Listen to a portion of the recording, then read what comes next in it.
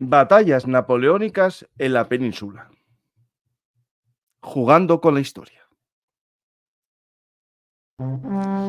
Armas, batallas y hombres que cambiaron el curso de la historia. Esto y mucho más en Bellum Artis Historia Militar.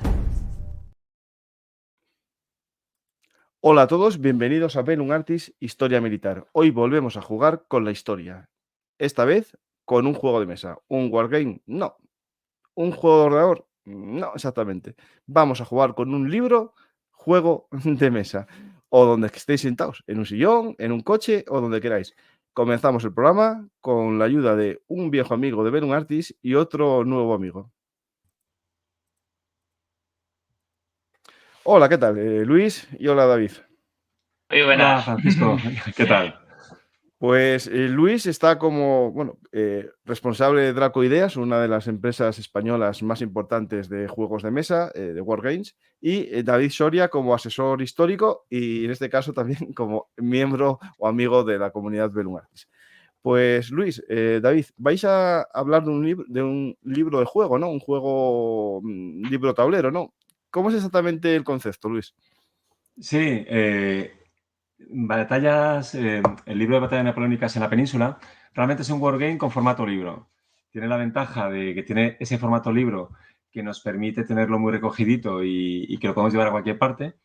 Y tiene, el lomo tiene el espiral para que podamos utilizar los 20 escenarios que hay incluidos en el libro pues de forma plana, con unas calidades de papel brutales, de forma que tengamos a la derecha lo que es el escenario que vamos a jugar de las 9 batallas que incluye, y a la izquierda tenemos todas las tablas importantes que tenemos que consultar a la hora de características de terreno, bonificaciones o el comportamiento del automa o la IA del enemigo, que puede ser francés o puede ser aliado. Podemos jugar con los franceses contra los aliados, en los que están los británicos, españoles y portugueses, o contra los franceses. Mm. Pues un formato interesante esto del juego de mesa. Yo no lo conocía. Debe ser, ¿hay alguno más en el mercado o es algún concepto bastante novedoso? Es que yo no lo conocía, ¿verdad? Sí, hay muchos juegos que están triunfando ahora mismo en este formato. Hay juegos que son más libro, juegos, y este es más juego-libro, digamos, ¿no? Que es como un juego en formato libro. Pero de este autor, de Mike Lambo, pues tiene varios títulos de los que queremos publicar varios. Uno es, por ejemplo, que estás metido dentro de un Sherman y que tienes que sobrevivir dentro con la tripulación del Sherman en diferentes misiones. Y en este Ujú. concreto lo bueno que tiene es que tiene la esencia de esos wargames a escala táctica o gran táctico, pero con la sencillez con la que está planteado está muy bien porque tiene todos los elementos, pero sin ser demasiado complicado. Digamos, al principio del libro contiene todo el reglamento, línea de visión, modo y modificadores por terreno, tipos de unidades, reglas para retirarte, puedes llevar infantería, caballería, artillería, al comandante con su escolta. Es decir, tiene todo lo que podría tener un wargame, con la gran ventaja de que lo puedes jugar en solitario, en partidas de unos 40 minutos, media hora, 40 minutos. Incluso nosotros hemos hecho una modificación para que si en algún momento puedes jugarlo contra otro jugador, pues también lo puedes hacer, uno contra uno, con una pequeña modificación en cada escenario. O también lo puedes jugar en cooperativo. Todos los solitarios, si tenemos a alguien al lado, tu pareja jugona, no jugona, o tu hijo, pues tienes la posibilidad de jugarlo con él y es mucho más divertido cuando juegas a este tipo de juegos con alguien. Ujú. Pues muy interesante este concepto. Voy a ver si un día me hago con él para jugar un día, porque mi familia no va a querer jugar conmigo, jugaré solo. Pues, David, hablaremos después de las batallas que se representan en el juego, pero antes voy a intentar mostrar rápidamente el crowdfunding esencial en estos juegos de mesa a nivel de España, porque bueno, hay mucha afición, pero no tanta como para un desarrollo, digamos, comercial absoluto. Por tanto, el crowdfunding es esencial para ayudar a estas pequeñas empresas desarrolladoras y también editoras de juegos aquí en España. Os voy a mostrar el crowdfunding en Berkami del juego Batallas Napoleónicas en la Península. Vamos a ver el vídeo.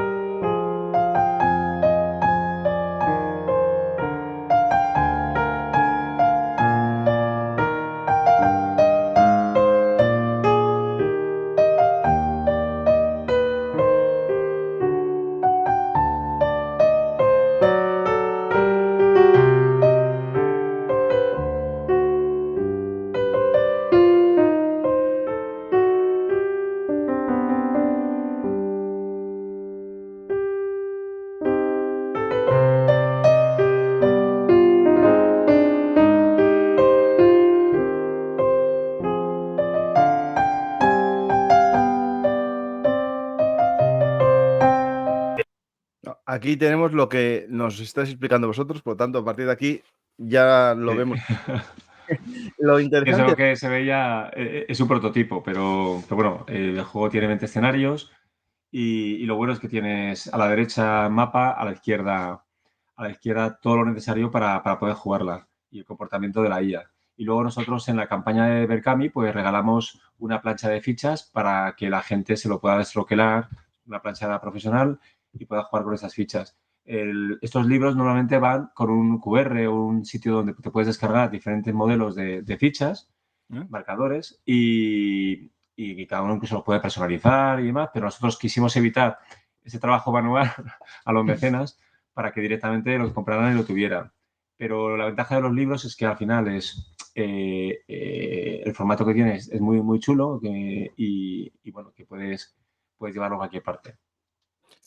Es que iba a hacerte una pregunta, las fichas dónde venían, si venían puestas atrás en alguna parte del libro. Ya veo que lo normal es que vayan en un QR. Interesante, no sabía. Yo mira, este concepto, como no lo conocía, voy a aprender tanto como la mayor parte de los oyentes que vean el programa. Como todo en Berkami, ¿no? Aparte de este premio que dais a todos, ¿no? Hay una serie de apoyos, ¿no? El primero es el libro más la plancha que comentabas, ¿no? Que son 27 Sí. euros. Después tenemos otro que es más dados, 36 euros. ¿Son dados ordinarios? Sí, ¿no? Sí. Sí, hemos hecho unos dados personalizados que vale para este juego, incluso para algún otro juego que vamos a sacar en el futuro. Ah, vale. Realmente son dados que pone marca del 1 al 6, como cualquier otro dado de 6, pero con una tipografía muy chula para ambientar un poco en la época. Y tiene una marca en el 5 y en el 6 como que es impacto, como es en este juego. Y el 4 viene como un icono que es una especie tiene un efecto condicionado que provoca retiradas en el enemigo. Entonces, digamos que tiene unas marcas que sirven también de recordatorio, a nivel estético también, que vale para cualquier juego, porque en el fondo es un dado de 6 normal, en lo que son el tipo de caras. Y bueno, está muy chulo.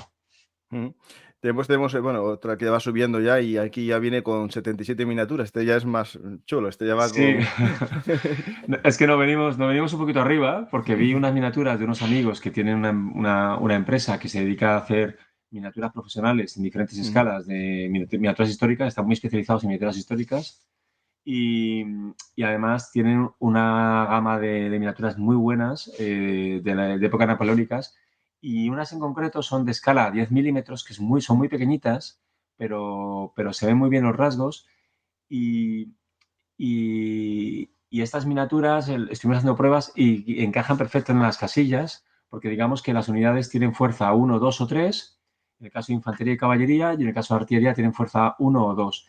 Entonces vimos que cabían muy bien y se jugaba muy, muy cómodamente utilizando esas miniaturas en los hexágonos, moviendo de 3 en 3 o de 1 en 1, 2 en 2, y quitando el número de miniaturas que fuera la fuerza que perdieras en cada combate, pues reproducía muy bien también el juego.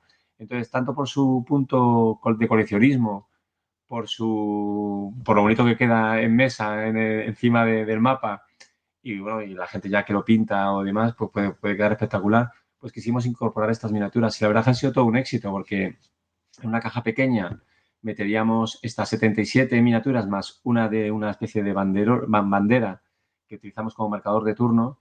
Pues la verdad es que ha tenido mucho éxito porque ya solo las miniaturas por sí mismas a la gente le encanta. Pues tenemos estas miniaturas y hay después una recompensa mucho más grande que son 10 libros. Esto ya entiendo que es para alguien que tenga muchos Sí. amigos o que tenga un Para pequeño tiendas, negocio. es para No, tiendas eso te iba a decir realmente. yo, que era para uno que tenga un pequeño negocio. Claro, porque Y nosotros enviamos a todo el mundo, a toda España, también enviamos fuera de España, pero a España sale gratis el envío.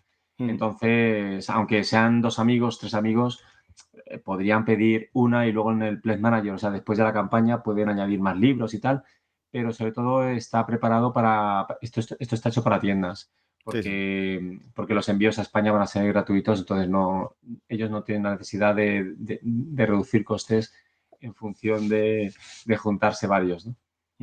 Bueno, aquí viene un poco de qué va el juego y lo interesante ahora entra nuestro amigo David, que son estas batallas que vienen aquí, ¿no?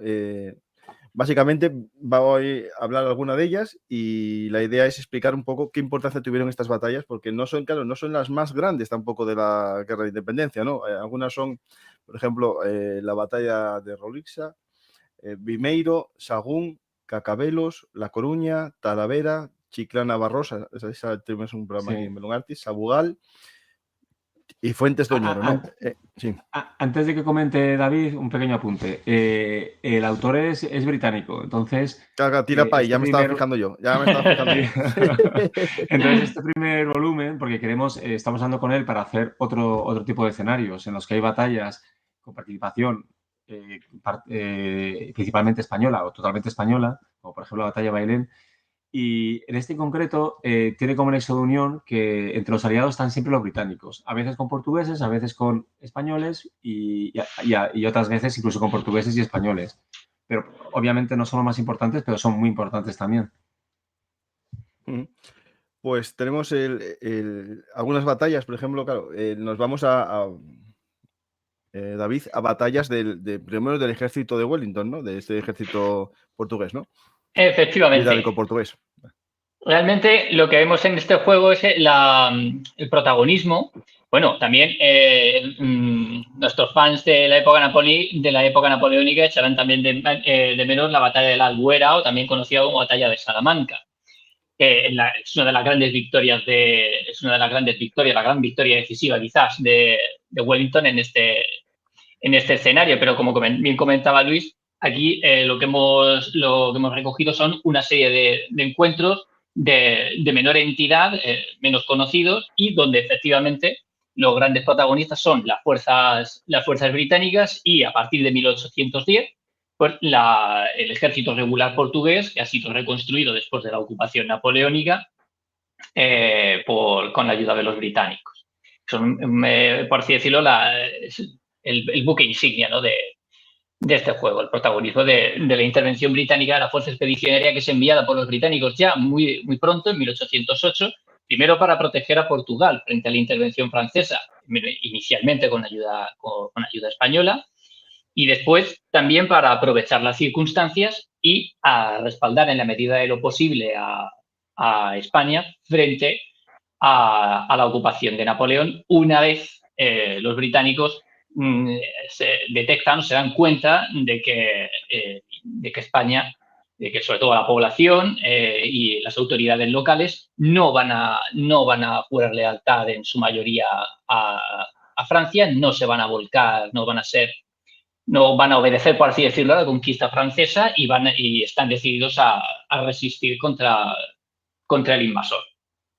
En este sentido, en nuestro juego lo que recorre es sobre todo la primera parte de este conflicto, donde los británicos en un primer momento no solo protegen Portugal, sino que intentan, como decíamos, intervenir en la península justo después de producirse el 2 de mayo y la batalla de Bailén, y de la repliegue del ejército, en consecuencia, del ejército francés al norte del Ebro, junto con el rey José Bonaparte. Los británicos en este primer momento entran en la península, pero a finales de 1808 Napoleón finalmente accede a la península con refuerzos, toma Madrid, y en ese momento intenta ir en busca de Wellington y de sus fuerzas. En realidad, Wellington entre 1808 y 1810, si no me equivoco, no es el comandante jefe de la Fuerza Expedicionaria Británica, es un general adjunto a otro comandante en jefe, que también, si no me equivoco ahora mismo, si no me falla la memoria, es Moore el que está al frente de la expedición en este momento.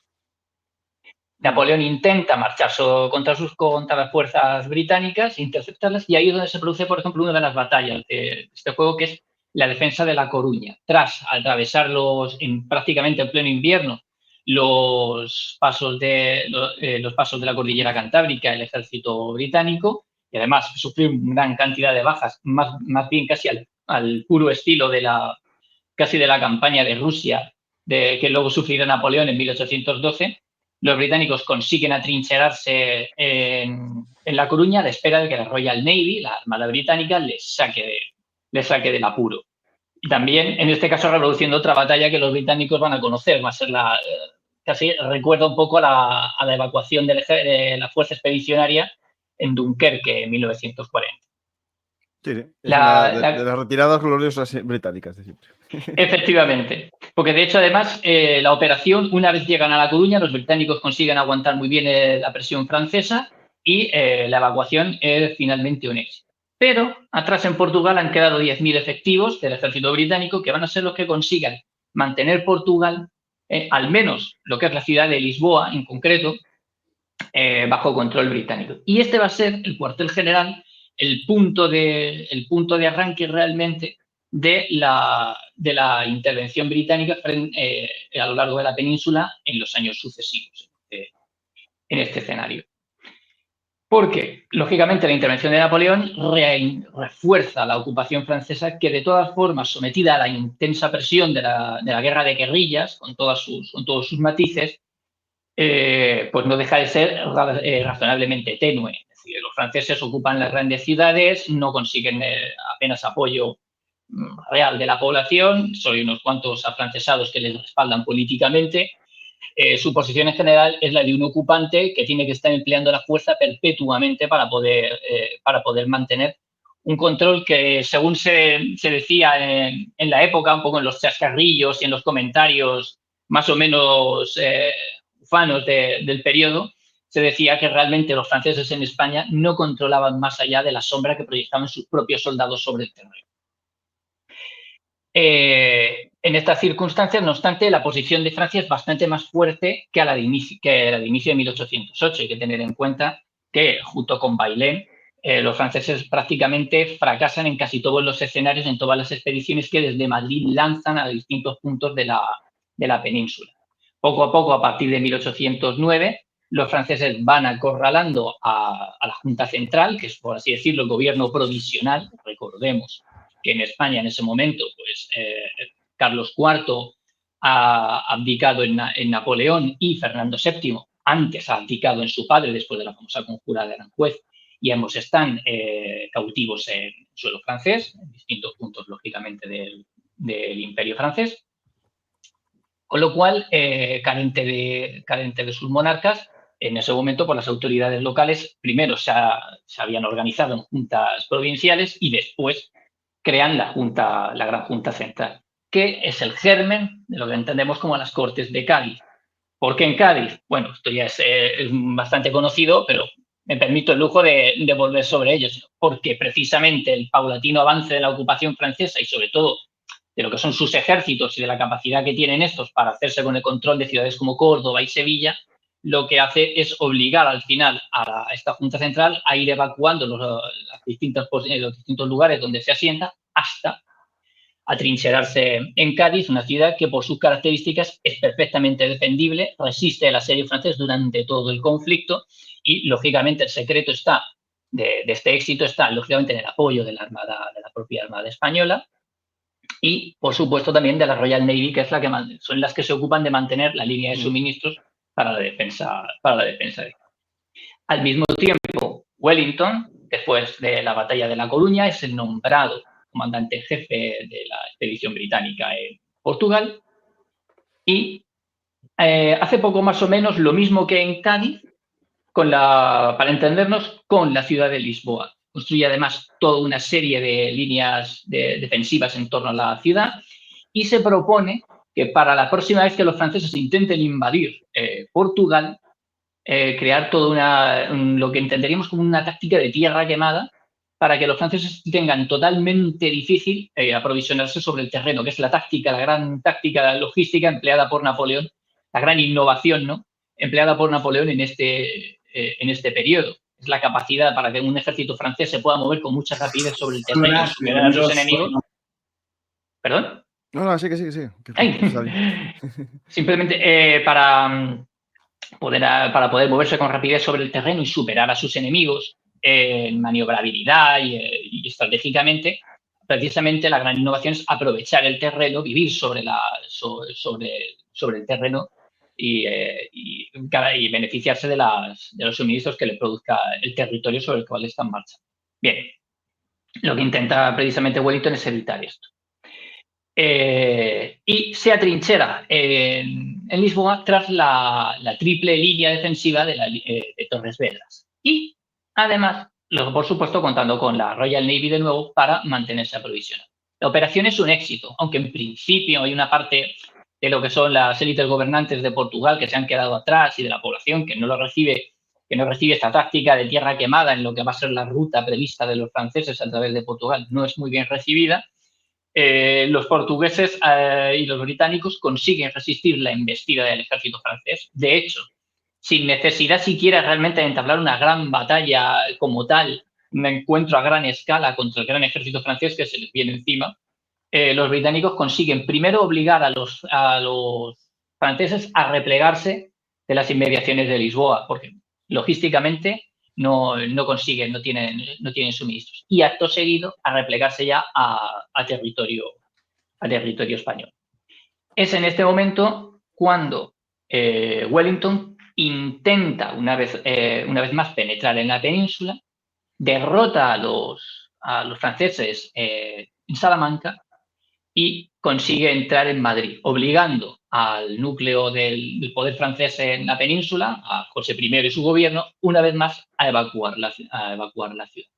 Lo que ocurre después de la batalla de Salamanca, paradójicamente, es que en realidad Wellington, aunque es muy alabado también por la brillantez de la táctica de su victoria, es una batalla además conseguida, prácticamente una victoria conseguida prácticamente en 40 minutos, que deja fuera de combate a uno de los cuerpos principales del ejército francés en la península. El gran problema es que a nivel estratégico se queda expuesto frente a los ejércitos que estaban en Francia, los ejércitos franceses que estaban en el norte de la península, en la zona de la cordillera Cantábrica, y al ejército francés que estaba acercando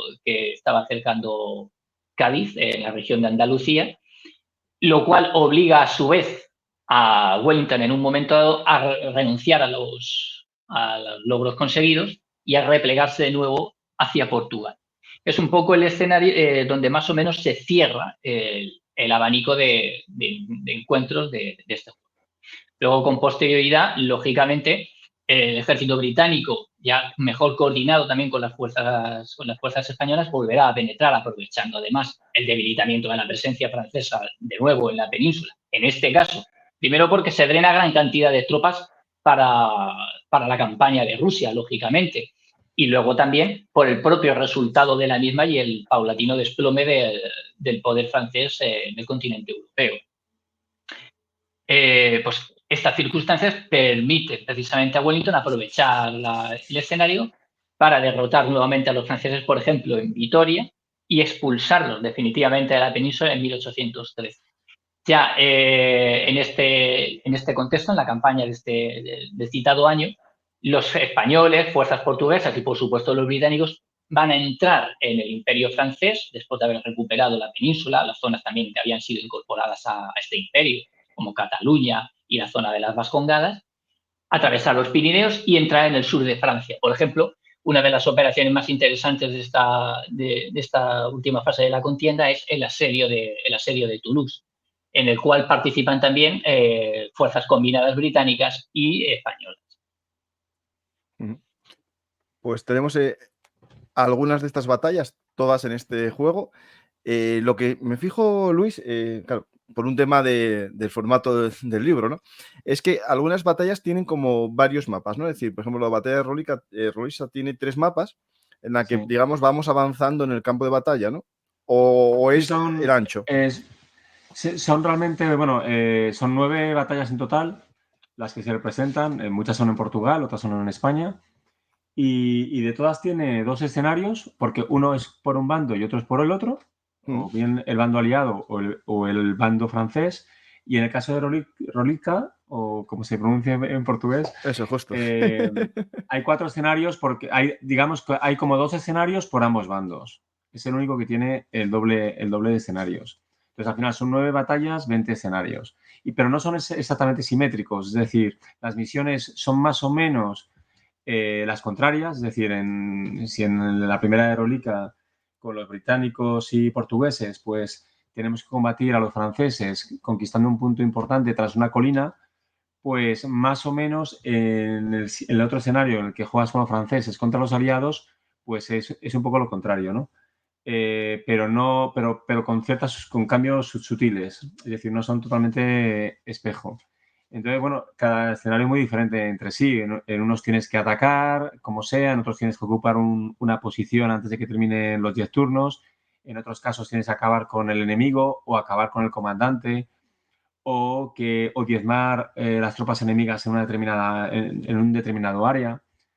Además, el juego tiene un sistema de activación muy, muy chulo que recuerda un poco a Command and Colors, a sistemas muy exitosos en el mundo de los wargames y sencillos, en el que tienes que ir activando áreas. Pues cada turno no puedes mover todas tus tropas, tienes que ir haciendo una gestión de dados para activar cada una de las áreas y poder mover tus tropas en función a esa tirada. Y entonces hay tienes que tener un poquito de control del azar para arriesgar más o menos y determinar qué áreas activas para poder mover esas tropas. Y es uno de los puntos más divertidos del juego, esa emoción ya no solo de atacar, combatir, disparar con tus unidades, sino el poder movilizar tu ejército a la hora de plantear tu estrategia y ganar ese escenario. Mm. Pues el juego está aquí a nivel, digamos, movemos ejércitos, ¿no? No estamos moviendo, digamos, la unidad básica de este juego, ¿cuál sería? ¿La división? ¿La brigada? Son diferentes escalas. A ver, el juego es sencillo y es un poco a nivel abstracto, pero Mm. estamos hablando de que cada unidad representa entre cientos de hombres, incluso miles de hombres. Si tenemos 10, 11, 12 unidades, pues digamos que podría representar una sección de la batalla con bastantes miles de soldados. O sea, que puede representar se podría representar como algo, como un wargame gran táctico, ¿no? En la que movemos tropas muy grandes. Hay 3 tipos de tropas: infantería, caballería y artillería. La artillería tiene 2 de fuerza, entonces conforme se nos van diezmando las tropas, pues nuestra capacidad de tirar dados contra el enemigo o nuestra capacidad ofensiva también se va reduciendo. También es muy importante dónde colocamos nuestros comandantes. Nuestro comandante, digamos, se utiliza como una caballería de nivel 1, o sea, es decir, un impacto y adiós comandante. Entonces, digamos que representa al comandante y una pequeña tropa de caballería que es importante colocarlo en un lugar estratégico porque todas las unidades que están adyacentes a ella van a tirar un dado más, van a impedir que puedan huir con cierta facilidad, porque una tirada de dado que puede provocar huidas al enemigo, incluso varios hexágonos. Entonces, el comandante le da cohesión al ejército, permite ser más contundente a la hora de los disparos y los ataques. Y luego la artillería, pues está muy bien resuelto porque tienes que alinear, digamos, para evitar esos ángulos muertos y la dificultad que tiene la artillería para posicionarse y poder disparar al contrario, aparte que es una unidad mucho más lenta, pues tienes que alinearte en línea recta a través de estos hexágonos para poder disparar al enemigo. No puedes, como las demás unidades, mover y atacar y combatir, o en este caso una artillería o mueve o dispara. Entonces, son pequeños elementos de wargames mucho más complejos, pero que aquí está muy bien resuelto con Mike Lambo, que es un gran especialista de los juegos en solitarios en formato libro. Y la verdad es que las partidas son muy divertidas. Nosotros hemos grabado varios vídeos que tenemos en Berkami de partidas muy diferentes con diferentes personas, incluso algún medio que es la primera vez que han jugado a un wargame, pues lo han jugado con nosotros, con este juego y con ayuda, lo cual lo hace más divertido, porque compartir las decisiones con un amigo al lado a la hora de tomar las decisiones, pues también hace que el juego se disfrute más jugando varios, compartiendo las decisiones. Pero la ventaja que tienes es eso, que en cualquier momento lo sacas y juegas tú solo también. O sea que se puede jugar uno o dos, porque la IA, que es en este caso analógica, funciona Claro. perfectamente, ¿no? Sí, tú no Buena tienes que pregunta, tomar ¿la IA absolutamente ninguna decisión. sí, ¿la IA está condicionada siempre a algún movimiento tuyo o funciona Sí, igual hagas lo que tú hagas? sí, la IA, por ejemplo, el juego tiene conceptos como la formación en cuadro. Bueno, pues la IA, dependiendo del escenario, por ejemplo, este escenario que se está viendo en pantalla, la IA tiende en ciertos escenarios defensivos a formar encuadro cuando la caballería se acerca. Entonces, ese comportamiento está condicionado por, primero, qué unidad vas a mover, en qué terreno estás y en qué... Son unas pequeñas instrucciones muy sencillas en las que vas evaluando 1, 2, 3, 4 opciones y dependiendo del condicionante que se dé, pues eso que va a hacer o una tirada de dado. En algunas ocasiones la caballería se va a lanzar un poquito a la carga de forma muy agresiva, en otros casos va a estar un poco la expectativa y buscar su momento. O sea que va a estar muy bien porque, o sea, funciona muy bien la IA porque ya no solo porque juega muy bien, sino porque te sirve de aprendizaje para jugar un poquito con esas tácticas que en el fondo es ese pequeño algoritmo que tiene el comportamiento del automa del enemigo. Pues tenemos el juego. La gente que quiera ver más tiene Berkami, que os va muy bien. Yo creo que es un éxito el crowdfunding, ¿no? Viendo las cifras que tenemos aquí, ¿no? Es decir, cumplisteis el Sí. objetivo, lo que significa es que el juego está gustando a la gente, ¿no? Sí, además es que ya teníamos mucho avanzado. La verdad es que es un gusto encontrarse con un manual, aunque estuviera en inglés, el original, lo hemos rediseñado entero, gráficamente, visualmente. Hemos revisado las reglas 1000 veces, las hemos mejorado, creo, hemos añadido cosas.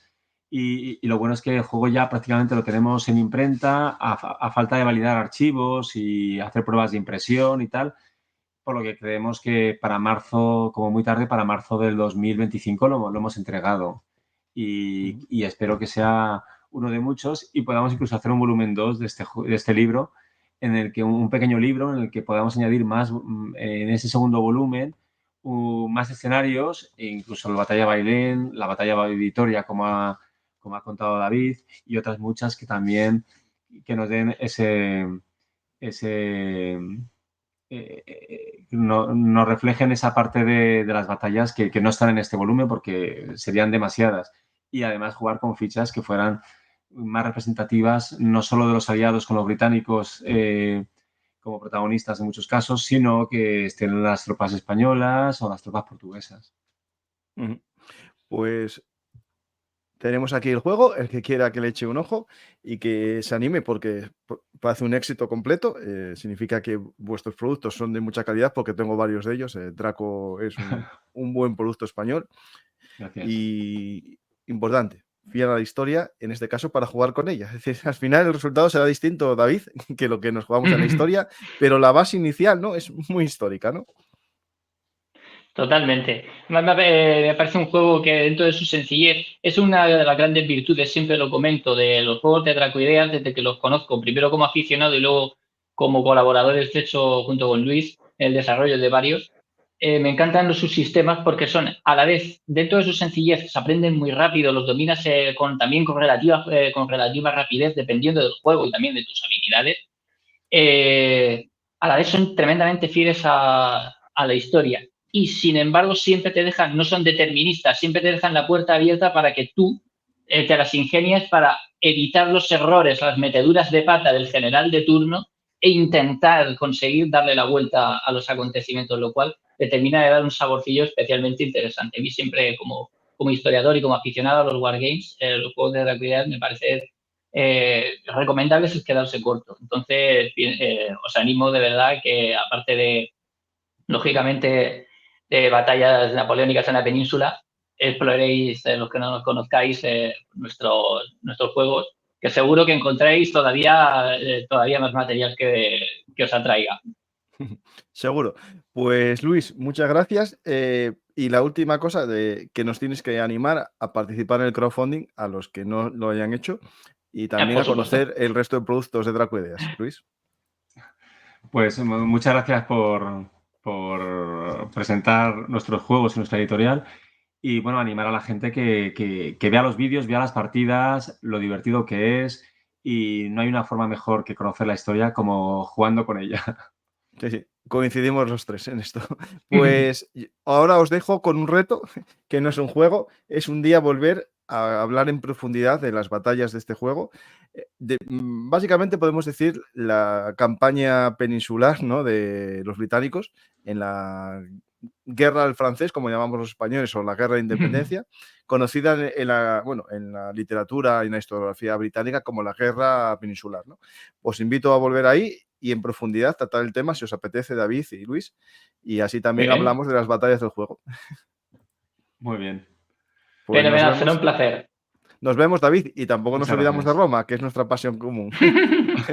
Pues muchas gracias. Invito a la gente a ver los programas de Trajano y Adriano que tenemos con David, que son muy interesantes, y también, como no, a ver su trabajo en Despertaferro como director o especialista en historia antigua. Muchas gracias, David, muchas gracias, Luis, y como siempre, gracias a vosotros por estar aquí. Estamos en diferido, lo que implica que las preguntas que tengáis que hacer, dejarlas en la descripción del programa, donde os dejaré también el enlace a Berkami para que os unáis al proyecto y compréis el libro para jugar solos o acompañados. Muchas gracias a todos y hasta la próxima oportunidad aquí en Verum Artis, Historia Militar.